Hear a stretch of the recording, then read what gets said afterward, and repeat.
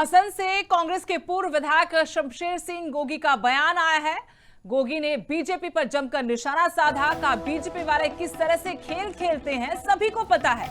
वो राज्यसभा चुनाव को लेकर बोल रहे थे। सीएम नवाब सिंह सैनी के बयान पर भी शमशेर सिंह गोगी ने निशाना साधा। कहा कि सीएम सैनी को तंज नहीं कसना चाहिए भूपेंद्र सिंह हुड्डा पर, सब कुछ उनका किया हुआ है।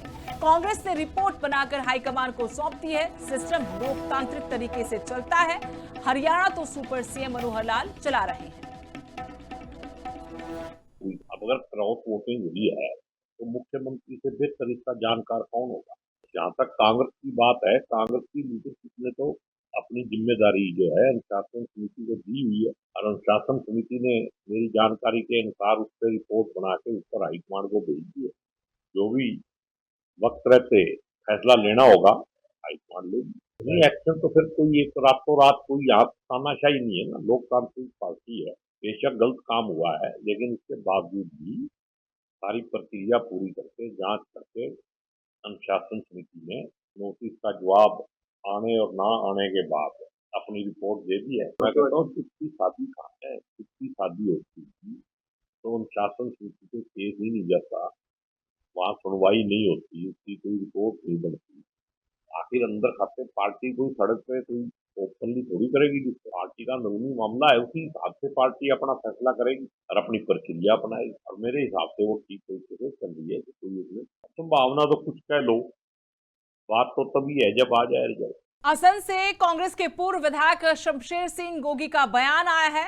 गोगी ने बीजेपी पर जमकर निशाना साधा। कहा बीजेपी वाले किस तरह से खेल खेलते हैं सभी को पता है।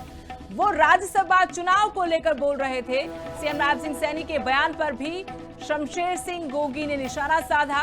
कहा कि सीएम सैनी को तंज नहीं कसना चाहिए भूपेंद्र सिंह हुड्डा पर, सब कुछ उनका किया हुआ है। कांग्रेस ने रिपोर्ट बनाकर हाईकमान को सौंप दी है। सिस्टम लोकतांत्रिक तरीके से चलता है। हरियाणा तो सुपर सीएम मनोहर लाल चला रहे हैं।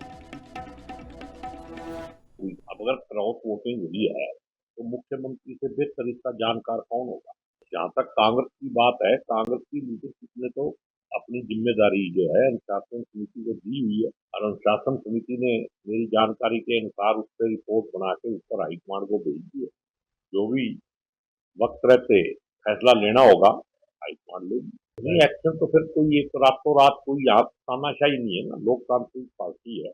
बेशक गलत काम हुआ है लेकिन इसके बावजूद भी सारी प्रक्रिया पूरी करके जांच करके अनुशासन समिति ने नोटिस का जवाब आने और ना आने के बाद अपनी रिपोर्ट दे दी है। मैं कहता हूँ किसकी शादी कहाँ है, किसकी शादी होती थी तो अनुशासन समिति को केस ही नहीं जाता, वहाँ सुनवाई नहीं होती, उसकी कोई रिपोर्ट नहीं बनती।